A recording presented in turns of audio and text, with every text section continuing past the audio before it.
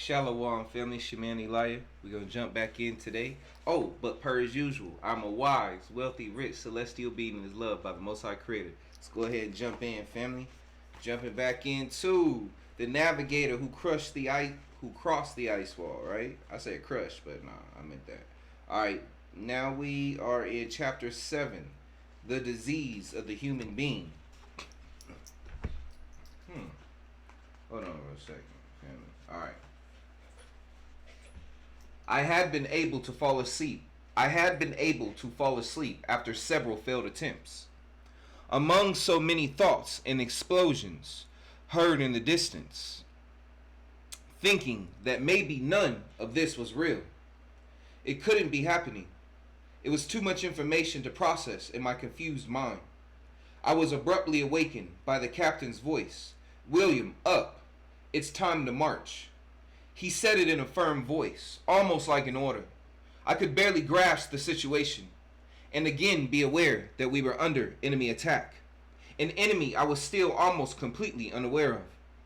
Butler had gathered the whole team together. Everyone was safe, and it brought my soul back to my body. We embraced each other at the great team we were, and for all the situations we had been through. An almost brotherly reunion in an unknown continent where only negative things were happening all around. We went out to the central corridor that crossed with President Fahel's door. The captain was worried and ordered us to hurry as much as we could. The thousands of people that were crowded in the building were gone. What had happened to them? I didn't even have time to ask before the boys commented as they passed by. That was the evacuation plan had been activated. One of them, with astonishment, told me, "We saw big trains and thousands of ships overhead carrying many people at incredible speeds, William." The captain came back to us saying, "That is exactly what we are going to do. We will get on one of those ships that has to leave in 12 minutes. Hurry up the pace, then we will have time to talk about everything that is happening. I know you have so many questions that will be answered as soon as we arrive to safe lands." We had barely arrived to the supposed safe lands, and now again we were looking for other lands. It seemed that we were turning the lands into unsafe. We were arriving, and hail was falling around us. I feared that people would think that we were cursed, and we were bringing calamity with us, practically running through the desolate streets, destroyed by the bombs that had fallen. I managed to look at the sky again, and those little spheres were gone. But in their place were passing, at incredible speed, some big bluish triangles from one side to the other. I could not help stopping for a minute when the captain noticed it says my, but I guess it means me. When the captain noticed When the captain noticed my fault, he returned to his pace, shouting at me, "William, leave the skies for a second. Now is not the time. Those flying birds are friends. The Iron Blues are making the enemy retreat. Now please, let's get to our destination urgently." I had no choice and gave into such a plea, although it was quite hard for me to let pass such a majestic flight of those blue birds. They were flying from one side to the other. They were flying in a magnificent and singular way. I could not believe that they were being directed by someone or something else. They seemed as if they had a mind of their own. When we arrived at the supposed destination, there were many agents apparently waiting for Butler, and therefore all of us, although they seemed to be relieved to know that the captain was alive. Then they reproached us for our delay, and that they only had to wait a minute longer. They practically put us quickly on a silver platform, and it took us to the top. While we were contemplating a contradictory view between fire, death, and desolation to the other side of a modern city, with structures never seen before that presented absolute prosperity. In the sky, the Iron Blues were still battling against these spheres that were already far from the coast. The captain asked if this did not remind us of the portraits of Nuremberg and Basel, but we all looked at each other without understanding what he was referring to. As soon as we arrived at the top floor, some agents greeted us with a warm welcome. commenting that we were about to have a unique experience touching the clouds. These ships were not at all like the ones we had in our minds, if we could ever imagine such a thing. The structure was huge, and they seemed to be made of one piece. There seemed to be routes in the skies leading two different ones separately there and back. These supposedly large iron structures were lost in the horizon. From what I was told by the same agent who received us, they connected every point of the big cities. He told me to prepare myself because the first experience of traveling in these great ships was something that would never be forgotten. A dark blue ship was waiting for us. Once inside, the opening closed automatically. I sat next to Butler in seats of 4 people. The interior seemed even bigger than it was on the outside. Soon to sit down, it started up, but we could barely hear a faint whistling sound.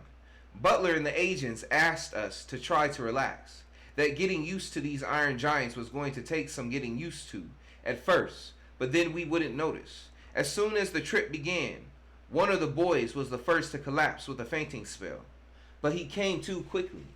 I felt dizzy and missed Butler's conversation with the agents. I tried to relax and join this frantic trip that seemed to be ejected like a ball from the most powerful English cannon.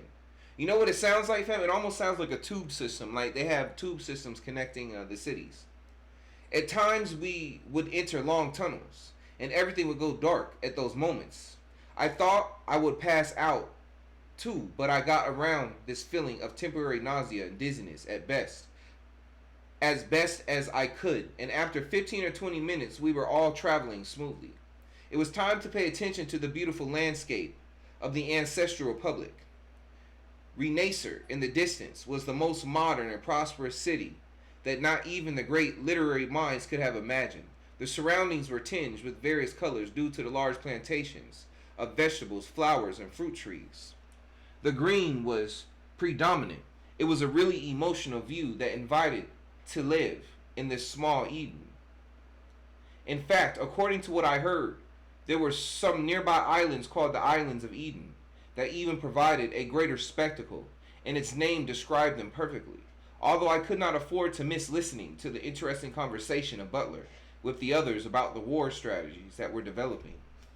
At a moment when his big talk of plans and strategies ended, I knew it was my chance to again satiate my questions. I had as many as the reader will surely have at this point. I didn't know where to start. Butler beat me to the punch and outlined the next question. How much did the last air measurement yield? How much damage do we have in the area?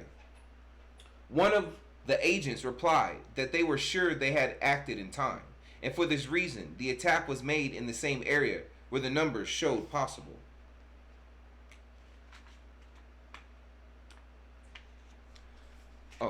Where the numbers showed possible poisoning of the air in nearby plantations.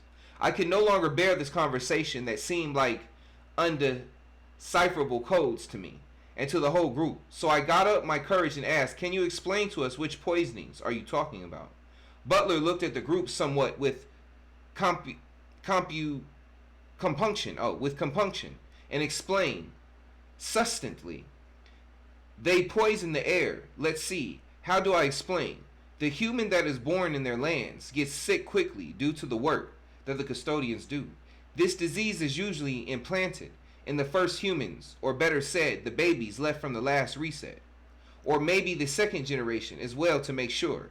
But then this passed from generation to generation automatically. It is also not uncommon for them to poison the air they breathe, which is the most common way sometimes to continue to ensure future sick generations, or simply docility. It is a very cruel race, William. Sounds like what they're doing now, spraying stuff in the sky. I am sorry that you have to find out all this in such an abrupt way, but sooner or later you have to know. We were all stunned again by such a statement. What do you mean by poisoning our air? And what is this disease, or what harm does it cause us? I asked, astonished. This disease is practically new. It was used in the last reset, clarified the agent who is listening to our conversation. We are still studying it closely, but what we know is that it makes their bodies age rapidly, and that only a small part of their lives are useful and profitable for them, to then give way to the next generation quickly. They prefer it this way because the past longevity brought other conflicts. People had more time to analyze the situation in which they found themselves. They modified the human and molded it to their usefulness, avoiding any conflict. The idea is always to fulfill the cycle called natural of the next reset. Wow, family, what I've been saying. We in the time capsule. In the time capsule, look at the movie Old. I'm telling you, it's a big science experiment. Because if you like, for instance, when you read the Bible, look how long they live, right? And then it talks about God cutting the lifespan down. I'm just saying, man. Does this mean that they shorten our lifespan?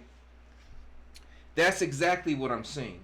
We in the ancestral republic lived 3 times longer than you because there is no such modification in our bodies. But they tried recently. They want first to shorten our lives to achieve their control. Butler interrupted with the blueprint he had in his hand and started to ask again about war strategy issues. I could not fully understand the situation. It was all so confusing, and it generated such anger in me that it was hard to handle. I think we all thought the same at that moment. The guys were asking each other and analyzing this, trying to understand it. The custodians were shortening our lives and making them miserable. I understood then that there was no freedom of any form in the known lands.